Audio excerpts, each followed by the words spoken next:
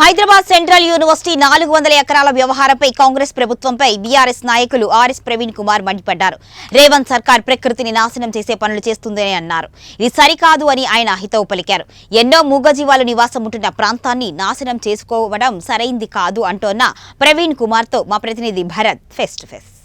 ఈ మధ్యన హెచ్సియు వివాదం అయితే చాలా వివాదాస్పదంగా మారిందని చెప్పి అటు కాంగ్రెస్ కార్యకర్తలు కానివ్వండి, అదేవిధంగా నాయకులు కానివ్వండి, వీళ్ళందరూ కూడా వాళ్ళు చేస్తున్నది కరెక్ట్ పని అని చెప్పి అయితే వాళ్ళు అనుకుంటున్నారు. సో దీనికి అడ్డుగా వస్తున్న విద్యార్థుల పైన కానివ్వండి, అదేవిధంగా ఇతర పార్టీల నాయకుల పైన కానివ్వండి, కొన్ని అలిగేషన్స్ అయితే చేస్తున్నారు. వాళ్ళు గుంట నక్కలు కావాలనే ఏదో బురద జల్లే ప్రయత్నం చేస్తున్నారని అయితే చెప్తున్నారు అటు కాంగ్రెస్ కార్యకర్తలు కూడా. సో దీనిపైన మనతో పాటు senior leader RS Praveen Kumar గారు ఉన్నారు. వాళ్ళ మాట ద్వారానే విన్నాం. సార్ నమస్తే అండి. నమస్తే. సో మనం ఎక్కడ చూసినా అంటే గత 4 days నుంచి కూడా ఈ హెచ్సియు వివాదం అయితే చాలా దారుణం అయిపోయిందని చెప్పవచ్చు. ఎందుకంటే ఒక ప్రకృతిని నాశనం చేసే పని పర్టికులర్గా పట్టుకోవడం అనేది, అక్కడ ఐటీ డెవలప్మెంట్ చేయడం అనేది చాలా ఇంపార్టెంట్ అనుకోవచ్చా మనం? అవసరం లేదండి. 14,000-15,000 ఎకరాల భూమి ఖాళీగా ఉన్నది హైదరాబాద్లో. ఇప్పటికే ఐటీ రంగంలో కట్టిన రకరకాల కంపెనీల్లో ఎంతో ఫ్లోర్ స్పేస్ ఇండెక్స్ ఖాళీగా ఉన్నది.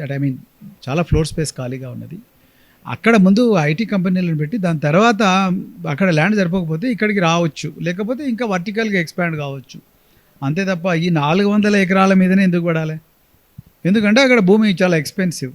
సో అది చేసుకుంటే దాదాపు 30,000 కోట్ల ఆదాయం వస్తుంది. దాంట్లో 10,000 కోట్లు మనం కొట్టేయచ్చు అన్న ఒక కుట్ర ఇక్కడ చాలా క్లియర్గా అనిపిస్తున్నది. అంతే తప్ప అక్కడున్న జింకల పట్లను, అక్కడున్న మూగజీవాల పట్లను ఒక దయ, దాక్షిణ్యం ఇవన్నీ ఉన్నట్టుగా నాకు అనిపించలేదు. సో వాళ్ళందరికీ ఎప్పుడెప్పుడు సందు దొరుకుతుందా, ఎప్పుడెప్పుడు ప్రభుత్వంలో ఉండే భూమి కబ్జా చేద్దామా, లేకపోతే ప్రభుత్వంలో ఉండే బిల్స్ ఏమైనా పెండింగ్ ఉంటే కమిషన్ తీసుకొని ఆ బిల్స్ క్లియర్ చేద్దామా, లేకపోతే మన బంధువులకి ఎవరికైనా కాంట్రాక్ట్లు ఇద్దామా అనేదే ఉంది తప్ప ఈ ప్రజల ప్రాణం ఎట్లుండాలి, ప్రజలకు ఆరోగ్యం ఎట్లుండాలి, ఇక్కడ లంగ్ స్పేస్ ఏ విధంగా క్రియేట్ చేయాలి, భావితరాలు ఎలాంటి గాలి పీల్చాలన్న దాని మీద ఎవరికి ఉన్నది? ఇప్పుడు నేను కబ్జా చేసుకొని నేను పెద్ద గేటెడ్ కమ్యూనిటీ కట్టుకుంటే, నేను 5 ఎకరాల బంగ్లా కట్టుకుంటే అయిపోతుంది అని అనుకుంటున్నారు. లేకపోతే ఫారిన్ కంట్రీలో ఉన్న పెద్ద పెద్ద ఆస్తులు కట్టుకొని అక్కడ మంచి మంచి బంగ్లాలు కట్టుకుందాము, పెద్ద లగ్జరీ కార్లలో తిరుగుదాము, ఒంటి నిండా బంగారం పెట్టుకుందాము, వజ్రాలు పెట్టుకుందాము, పెద్ద పెద్ద దావతులు చేసుకుందాము అనేదే ఉంది తప్ప వాళ్ళకు ఈ ప్రజలు, వాళ్ళ ఆరోగ్యము, భూములు, తర్వాత వాళ్ళ కష్టాలు, కన్నీళ్ళు ఏం పడతాయి ప్రజలకు? సో మేము పోలేదు కూడా, క్యాంపస్ పోలీస్ స్టేషన్లో కూర్చున్నాం. కానీ ఇలా యథేచ్ఛగా గచ్చిపోలి పోలీస్ స్టేషన్లో కూర్చోవలసిన 100 మంది పోలీసులు 1000 మంది కలిసి బందోబస్తు చేసుకొని మరి లాఠీ చార్జ్ చేసుకుంటా క్యాంపస్ లోపలికి పోయినారు. ఎవరు పర్మిషన్ తీసుకొని పోయినారు? శాంక్చురీస్లకు మనం పోకూడదు. విద్యార్థులు స్వాతంత్రంతో ఈ ప్రాపంచిక విషయాల మీద అత్యంత గొప్పగా డిబేట్ చేయాలి, వాగ్వివాదాలు జరగాలనే క్యాంపస్లు పెట్టిన. అందుకొరకే దాన్ని యూనివర్సిటీ క్యాంపస్ అన్నారు. Campuses are the sanctuaries of free thinking, justice, liberty, equality, fraternity అనే ఐడియాస్ అన్నీ కూడా విద్యాలయాల్లో, విశ్వవిద్యాలయాల్లోనే వచ్చినాయి, అక్కడ ఉండే ప్రయోగశాలల్లో వచ్చినాయి. అంతే తప్ప అక్కడ నుంచి పుట్టిన పోరాటాల్లో వచ్చినాయి.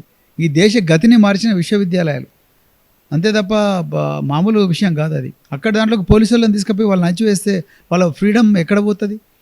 వాళ్ళు ఫ్రీగా పనిచేసుకొని ఇస్తలేడు ముఖ్యమంత్రి. రోజు కేటీఆర్ మీద కేసు, లేకపోతే హరీష్ రావు గారి మీద కేసు, లేకపోతే ఇంకా మా అందరి మీద కేసులు పెట్టడం, అలాంటి పనులే చేస్తున్నారు.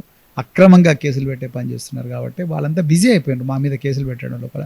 ప్రజల గురించి ఎంఎంటీఎస్ ట్రైన్లలో ఏమవుతున్నది, మెట్రోలో ఏమవుతున్నది, సినిమా స్టార్లలో ఏమవుతున్నది, సినిమా హాల్లో ఏమవుతున్నది, మార్కెట్లలో ఏమవుతున్నది, యూనివర్సిటీలో బయట జనసమర్థమైన ప్రదేశాల్లో ఏమవుతున్నది, బస్ స్టాండ్లలో ఏమవుతున్నది, వాటి గురించి ఆలోచించే పరిస్థితి లేదు. దేవాలయానికి పోతే కూడా రేపు అవుతున్నారు, అది పరిస్థితి. టూరిస్ట్ ప్రదేశాలకు పోతే రేపులు జరుగుతూ ఉన్నాయి. మరి ఇంకా ఏం జరుగుతుంది? Thank you sir. సో చూసారు కదా, సో క్లియర్గా అయితే చెప్పడం అయితే జరిగింది. సో ఇదంతా కూడా వీళ్ళు కావాలనే చేస్తున్నారు అని చెప్పి కూడా, అక్కడ భూముల రేట్లు కూడా చాలా అధిక స్థాయిలో వెళ్ళడం వల్ల వీళ్ళు అమ్ముకోవడానికి ఒక ప్లాన్ ప్రకారంగానే వీళ్ళంతా చేస్తున్నారని చెప్పి ఆర్ఎస్ ప్రవీణ్ కుమార్ గారు అయితే చెప్పారు. కెమెరామెన్ సుధాకర్తో భరత్, 1 TV న్యూస్, హైదరాబాద్.